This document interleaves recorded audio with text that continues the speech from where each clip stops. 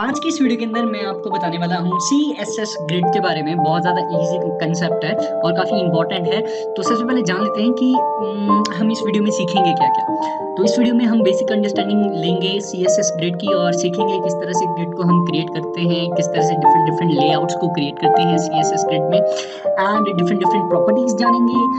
That's it, यही जानेंगे और कुछ नहीं। एंड थोड़ा बहुत और बताऊंगा आपको, ठीक है। तो चलिए स्टार्ट करते हैं अब। तो सबसे पहले हमें थ्योरेटिकली जानना है कि CSS ग्रिड क्यों इंपॉर्टेंट है। तो सबसे पहली चीज़, CSS ग्रिड की मदद से हम इजीली किसी भी तरह का लेआउट बना सकते हैं बड़े आराम से। फॉर एग्जांपल, अगर आप इस तरह का लेआउट बनाना चाहें बना सकते हैं, इस तरह का बना सकते हैं, इस तरह का बना सकते हैं। एंड अगर आप इस लेआउट से शिफ्ट करना चाहते हैं इस वाले लेआउट में, तो आप बड़े इजीली शिफ्ट कर सकते हैं अगर आपने ग्रिड्स का यूज़ किया है। CSS ग्रिड जो है बेसिकली जितने भी लेटेस्ट वेब ब्राउजर्स हैं, चाहे मोजिला हो, चाहे क्रोम हो, चाहे विवाल्डा हो, सभी में अवेलेबल है, सभी सपोर्ट करते हैं। End of course in future जितने भी वर्जन आएंगे वहाँ पे भी ये सपोर्टेड होगा। लेकिन कुछ जो ओल्ड ब्राउजर्स हैं, जैसे इंटरनेट एक्सप्लोरर हो गया, कुछ वर्जन्स हो गए हमारे पास मोजिला के, वो सारे सपोर्ट नहीं करते हैं CSS ग्रिड को। बस इतनी सी कमी है, बाकी हर जगह CSS ग्रिड आपके पास अवेलेबल है, सपोर्ट किया जाता है हर ब्राउजर में, ठीक है। अगला पॉइंट यहाँ पे मैं आपको बताना चाहूँगा, CSS ग्रिड की मदद से आप बड़े इजीली रिस्पॉन्सिव वेबसाइट बना सकते हो। यानी कि आपने जो डेस्कटॉप का लेआउट बनाया है उसको कन्वर्ट कर सकते हो बड़े आराम से मोबाइल्स के लिए। नेक्स्ट वीडियो के अंदर हम वही सीखेंगे किस तरह से CSS ग्रिड का जो लेआउट है उसको हम मोबाइल के लिए कन्वर्ट कर सकते हैं। बहुत ज़्यादा सिंपल होगा वीडियो क्वेरीज के थ्रू। फिलहाल इस वीडियो में सिर्फ फोकस करेंगे CSS ग्रिड के ऊपर। तो चलिए स्टार्ट करते हैं अब सीखना।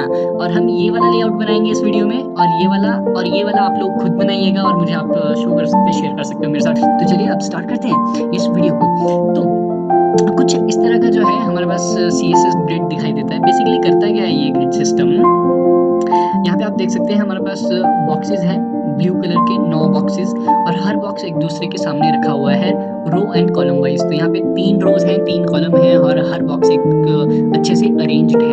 तो ये जो अरेंजमेंट हमने की है ना इन बॉक्सेस की, ये की है हमने by using grid system. Grid system की मदद से हमने ये अरेंजमेंट की है, ठीक है। ग्रिड्स जो है यूज़ करते हैं रोज एंड कॉलम्स की मदद से जो है हम क्या कर पाते हैं, यहाँ पे इन बॉक्सेस को अरेंज कर पाते हैं। आप चाहें तो बॉक्सेस को इस तरह से अरेंज कर सकते हैं, इस तरह से। तो डिफरेंट लेआउट्स को आप बड़े आराम से बना सकते हैं, ठीक है।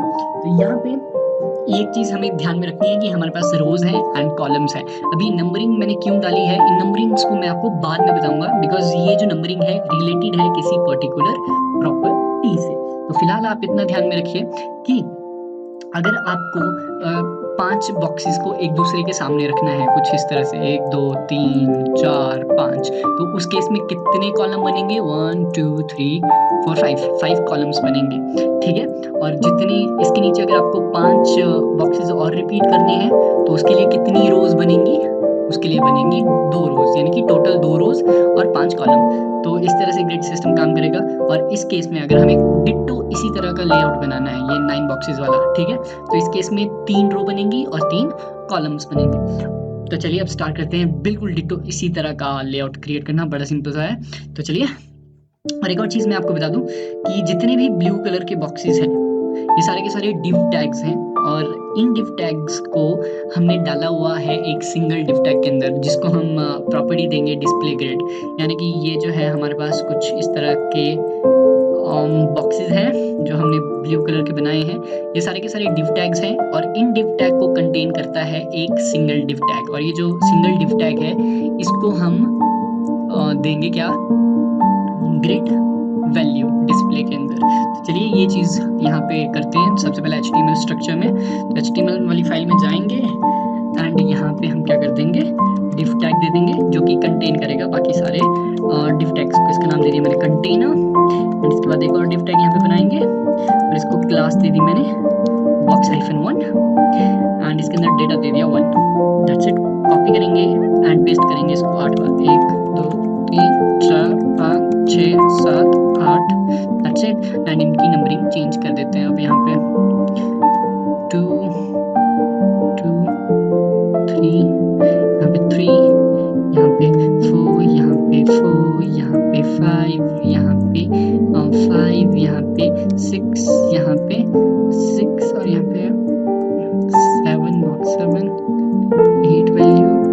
बॉक्स 8 एंड ये लास्ट बॉक्स जो कि 9 एंड 9 सेम।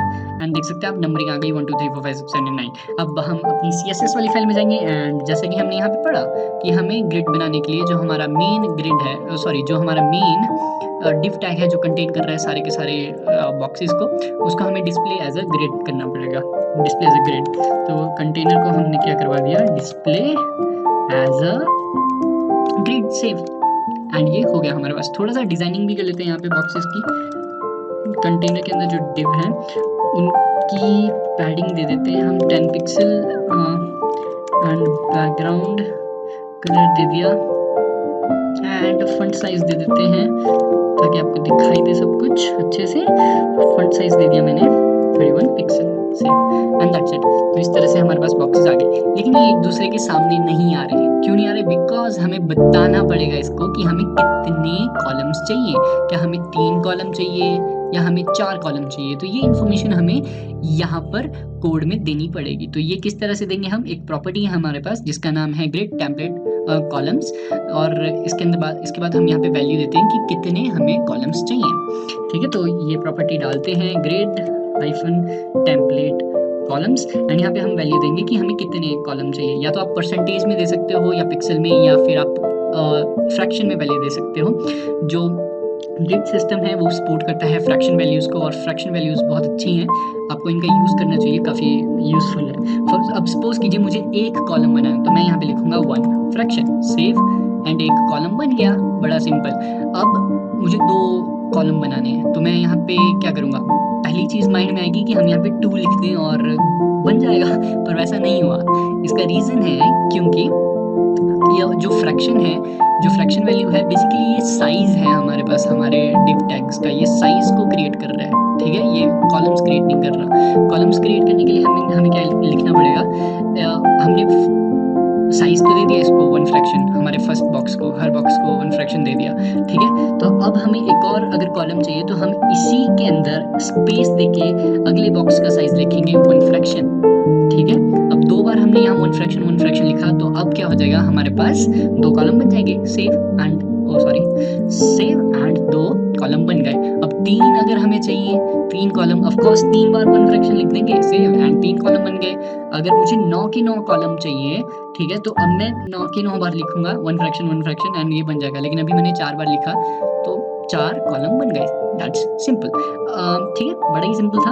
एक और चीज़ मैं आपको बता दूं, आप गैप्स दे सकते हो हर एक बॉक्स के बीच में। जैसा गैप यहाँ पे आप देख सकते हो 1 2 के बीच में गैप है। ये गैप देने के लिए आप प्रॉपर्टी यूज़ करते हो grid hyphen column hyphen gap. इसकी मदद से आप सिर्फ कॉलम्स के बीच का गैप देते हो, and grid hyphen rows hyphen gap की मदद से आप रोज को गैप देते हो। अगर आप रो एंड कॉलम दोनों को गैप देना चाहते हो, ग्रिड गैप का यूज़ आप करते हो। तो यहाँ पे मैं आपको ग्रिड गैप करके दिखाता हूँ। ग्रिड गैप एंड 10 पिक्सल में वैल्यू आएगी, पिक्सल्स में आप यहाँ पे वैल्यू देते हैं परसेंटेज। ठीक है, सेव एंड आप देख सकते हैं row wise and column wise gap मिल गया। अगर मैं सिर्फ कॉलम वाइज देना चाहता हूँ तो मैं लिखूंगा यहाँ पे grid column hyphen gap, and अब सिर्फ और सिर्फ कॉलम्स को मिलेगा। रोज के केस में मैं सिर्फ रोज लिखूंगा, लेकिन मैं दोनों को दूंगा तो मैं कुछ इस तरह से लिखूंगा। तो अब वापस आते हैं ग्रिड टेम्पलेट हाइफन कॉलम में, बिकॉज ये जो प्रॉपर्टी है काफ़ी काम की है, काफ़ी कुछ हम अभी इसमें सीखेंगे। तो मैं चाहता हूँ यहाँ पे मैं सिर्फ 3 कॉलम्स बनाऊँ, तो सेव एंड दैट्स इट। लेकिन अब अगला क्वेश्चन मैं चाहता हूँ यहाँ पे क्या हो, मैं चाहता हूँ जो हमारा फर्स्ट कॉलम है उसका साइज छोटा हो और बाकी ये जो 2 बचे हुए कॉलम है इनका साइज बड़ा हो। तो इस केस में मैं क्या करूँगा? आप जानते हैं कि ये वाला 1 फ्रैक्शन रिप्रेजेंट करता है फर्स्ट कॉलम को, ये रिप्रेजेंट करता है सेकंड को, ये रिप्रेजेंट करता है थर्ड को। तो मैं क्या करूँगा? जो सेकंड एंड थर्ड है उसकी वैल्यू को मैं बढ़ा दूंगा, 1 की जगह 2 कर दूंगा मैं। ठीक है, एंड सेव करूंगा। अब आप देखेंगे जो फर्स्ट कॉलम है उसका साइज छोटा है, बाकी दोनों का बड़ा है। अब मैं अगर चाहता हूँ बीच वाले कॉलम का साइज बड़ा रहे और बाकी सबका छोटा, तो मैं लास्ट वाले का 1 फ्रैक्शन कर देता हूँ, सेव करता हूँ, एंड सेंटर वाले का बड़ा हो गया। और जो मैक्सिमम वैल्यू आप दे सकते हैं फ्रैक्शन में वो है 12। तो अगर मैं 12 फ्रैक्शन देता हूँ तो इसको ज़्यादा साइज मिलेगा सेंटर वाले को। ठीक है, तो बड़े आराम से आप इस तरह से एडजस्ट कर सकते हो इनकी साइजिंग भी। लेकिन अभी हमने एक चीज़ जानी थी कि अगर मुझे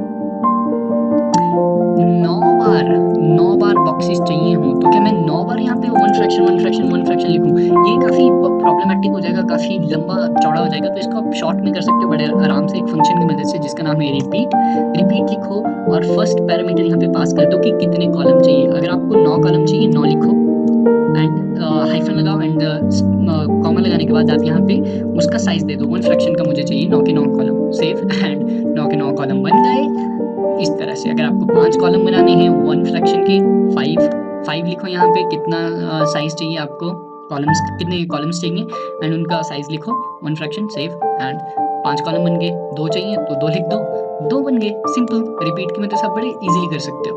अब यहाँ पे एक और चीज़ हम जान लेते हैं कि अभी हमने जाना था कि किस तरह से हम कॉलम्स का साइज एडजस्ट कर सकते हैं, यानी कि फर्स्ट कॉलम को कैसे छोटा, सेकंड को कैसे बड़ा, थर्ड को कैसे बड़ा कर सकते हैं एक दूसरे से अलग।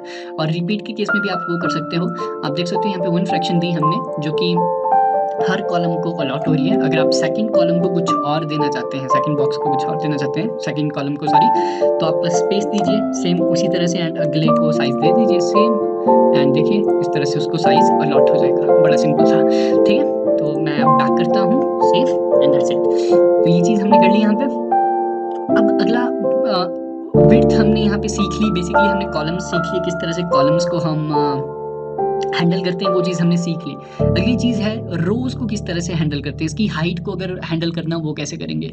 तो इसके लिए हमारे पास प्रॉपर्टी है जिसका नाम है ग्रिड हाइफन टेम्पलेट रोज, ठीक है। इसकी मदद से आप बड़े इजीली कंट्रोल कर सकते हो इस चीज़ को बड़े आराम से। तो यहाँ पे जो है फ्रैक्शन काम नहीं करेगा आपके पास। देखिए मैंने 3 फ्रैक्शन लिखा, सेव किया और वो चीज़ काम नहीं आई हमारे पास यहाँ पे, ठीक है। तो फ्रैक्शन की जगह हम यहाँ पे यूज़ करने वाले हैं क्या, फ्रैक्शन की जगह हम यहाँ पे यूज़ करेंगे पिक्सल्स का।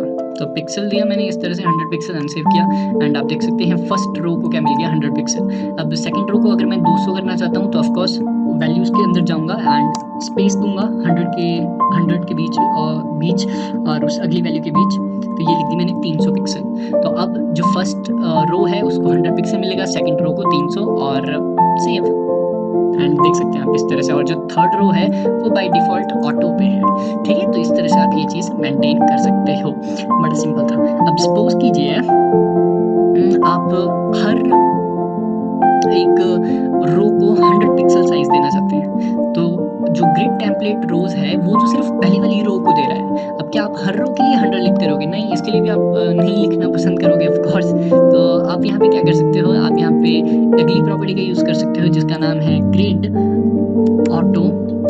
ऑटो रोज का। तो इसकी मदद से जितनी भी रोज हैं सभी को 100 पिक्सल मिलेगा, सेव एंड सभी को 100 पिक्सल मिल गया। इतना ज़्यादा सिंपल था। अब अगली चीज़ हम यहाँ पे क्या जानना चाहते हैं, वापिस से मैं प्रॉपर्टी पे आ रहा हूँ ग्रिड टेम्पलेट रोज में, ठीक है। अगली चीज़ जो हम जानना चाहते हैं वो है कि मैंने यहाँ पे 100 पिक्सल तो दे दिया यहाँ पे साइज इस वाले बॉक्स को, ठीक है, फर्स्ट रो को।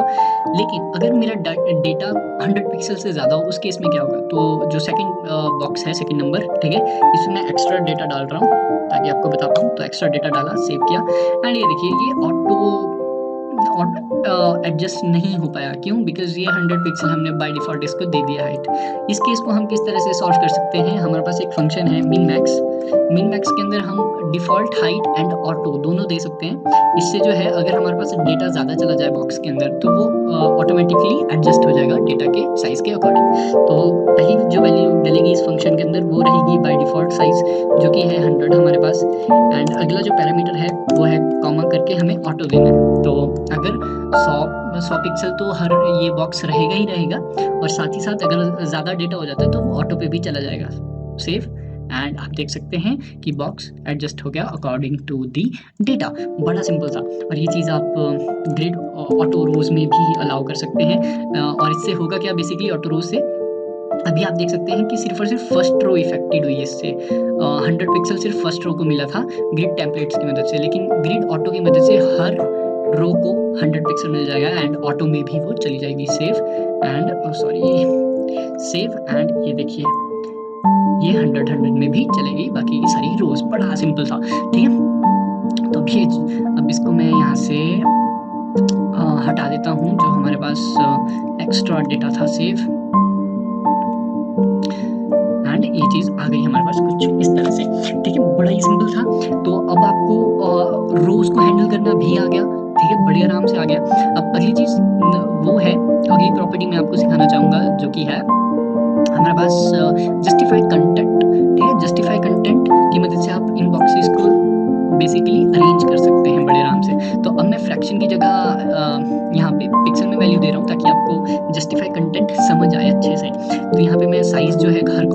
दे रहा हूँ 300 पिक्सल ताकि आपको अच्छे से पता लगे सब कुछ, ठीक है। तो इस तरह से आप देख सकते हैं 300 पिक्सल। ये छोटी स्क्रीन में दिखाना है मुझे, तो मैं यहाँ पे 300 की जगह 100 कर देता हूँ ताकि आपको सब कुछ यहीं पे पता लग जाए। तो यहाँ पे आप देख सकते हैं हर कॉलम का साइज़ मैंने 300 पिक्सल कर दिया है। अब मैं चाहता हूँ कि ये जो जितना भी डेटा है वो सेंटर में आ जाए, तो ये करना बड़ा आसान है। आप क्या कर सकते हैं, जस्टिफाई कंटेंट पे जाइए एंड सेंटर वैल्यू दीजिए एंड वो सेंटर में आ जाएगा। अगर आप इसमें स्पेसिंग देना चाहते हैं, ठीक है, हर कॉलम के बीच, तो आप स्पेस अराउंड वैल्यू या फिर स्पेस बिटवीन का यूज़ कर सकते हो, स्पेस अराउंड। और आप देख सकते हैं हर जगह आपको स्पेस मिल गया हर एजेस पे। अगर स्पेस बिटवीन देंगे आप, तो जो ये कॉलम्स के बीच का हिस्सा है सिर्फ वहीं पे स्पेस मिलेगा। सेव एंड इस तरह से जो है ये काम कर रहा है। बड़े इजीली आप एडजस्ट कर सकते हो इन बॉक्सेस को, ठीक है। तो ये थी हमारे पास एक प्रॉपर्टी।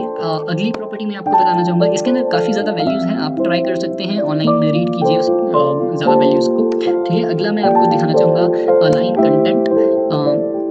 ये बेसिकली वर्टिकली एडजस्ट करता है हर एक चीज़ को, ठीक है। अगर मैं यहाँ पे स्पेस अराउंड देता हूँ, स्पेस बिटवीन सेव, तो आपको कुछ रिजल्ट दिखाई नहीं देगा, बिकॉज अभी इसकी जो हाइट है हमारे ग्रिड सिस्टम की वो बाय डिफ़ॉल्ट ऑटो में सेट है। तो इसकी हाइट अगर मैं कुछ ज़्यादा दे दूँ तो आपको चेंजेस नज़र आएंगे। तो यहाँ पे मैं क्या करूँगा, जो हमारा कंटेनर है उसको हाइट दे रहा हूँ मैं यहाँ पे 500 पिक्सल की, सेव, दैट्स इट, ठीक है। और यहाँ पे जो है अलाइन कंटेंट ने फ़र्क डाला, वो शायद आपको दिखाई नहीं दिया होगा।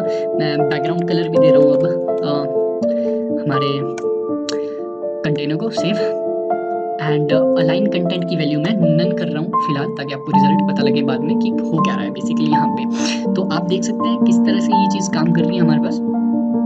कुछ इस तरह से रिजल्ट आ रहे हैं, लेकिन अलाइन कंटेंट की मदद से मैं वर्टिकली सारे के सारी चीज़ों को एडजस्ट कर सकता हूँ। अगर मैं चाहता हूँ सेंटर में वर्टिकली सब कुछ हो जाए, सेव किया मैंने, तो आप देख सकते हैं ये है हमारी फुल हाइट 500 पिक्सल, और 500 पिक्सल की फुल हाइट का इसने सेंटर निकाला और सेंटर में हमारे ग्रिड सिस्टम को डाल दिया।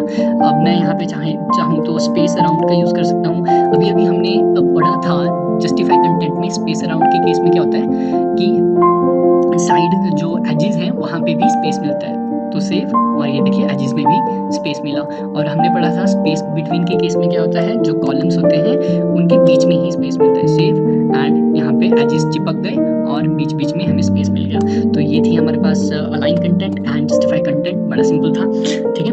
मैं फिर से हाइट हटा रहा हूँ, default height, save, that's it, ठीक है। अब अगली जो चीज़ है बड़े काम की है, अब हमें इस तरह का लेआउट क्रिएट करना है। इस तरह का लेआउट कैसे क्रिएट करें, बड़ा कंफ्यूजिंग लग रहा है ये चीज़ तो हमें, ठीक है, बड़ा आसान है ये चीज़ क्रिएट करना। हम बेसिकली क्या करेंगे, ये नंबरिंग सिस्टम जो है ये काम आएगा अब हमको, ठीक है। तो ये जो ग्रीन लाइन्स हैं वो है रोज की लाइन, एंड ये जो रेड लाइन आपको दिख रही है ये है कॉलम की लाइन। अब इन लाइन्स को पढ़ें कैसे वो मैं आपको बता देता हूँ। यहाँ पे सपोज मेरे पास 2 बॉक्सेस हैं कुछ इस तरह से, अभी मैं आपको कॉलम की लाइन बता रहा हूँ, ठीक है। तो 2 बॉक्सेस हैं मेरे पास, तो कॉलम हमें पता है कुछ इस तरह से स्टार्ट होते हैं। तो ये जो स्टार्टिंग पॉइंट है कॉलम का ये वाला, एंड ये जो एंडिंग पॉइंट है और इसका जो सेंटर पॉइंट है, तो ये टोटल कितने पॉइंट हुए, 1 2 3, सिंपल। इस तरह से इसकी नंबरिंग हुई। अगर यही चीज़ अब मैं रो के केस में लूँ, रो के केस में भी सेम इसी तरह से होगा। इस तरह से लाइन लगाओ, जो स्टार्टिंग पॉइंट है रो का एंड ये जो एंडिंग पॉइंट है और ये जो बीच का पॉइंट है, इसको काउंट करो 1 2 3, इसमें भी कितने पॉइंट निकले, 3। अब सपोज कीजिए मेरे पास यहाँ पे 3 बॉक्सेस हैं, रो के लिए कॉलम के लिए निकाल रहा हूँ। तो इस तरह से करो, एंड ये स्टार्टिंग पॉइंट, ये एंडिंग पॉइंट, ये बीच में आ रहा है इन दो के, ये वाला पॉइंट इन दो के, तो 1 2 3 4, इस केस में 4 पॉइंट्स आ रहे हैं। एंड रो के केस में भी वैसे ही होगा, ठीक है, कुछ इस तरह से, ये स्टार्टिंग पॉइंट, ये एंडिंग पॉइंट, तो 1, ये 2, यहाँ पे भी पॉइंट पड़ रहा है, ये 3, ये 4। तो इस तरह से जो है बेसिकली ये नंबरिंग की गई है, ठीक है। अब सपोज कीजिए मुझे ये 1 2 4 3 की जगह ये पूरा का पूरा एक ब्लू बॉक्स चाहिए था मुझे यहाँ पे, इन चारों की जगह, ठीक है। तो मैं किस तरह से ला सकता हूँ, बड़ा सिंपल सा काम है। यहाँ पे मैं एक बार आपको डायग्राम में बताऊंगा और उसके बाद आपको समझ आ जाएगा, ठीक है। 1 2 3, डिटो वही रिजल्ट मैं बना रहा हूँ जो हमारे पास आउटपुट में है, ताकि आपको अच्छे से पता लग पाए। 1 2 3 4 5 6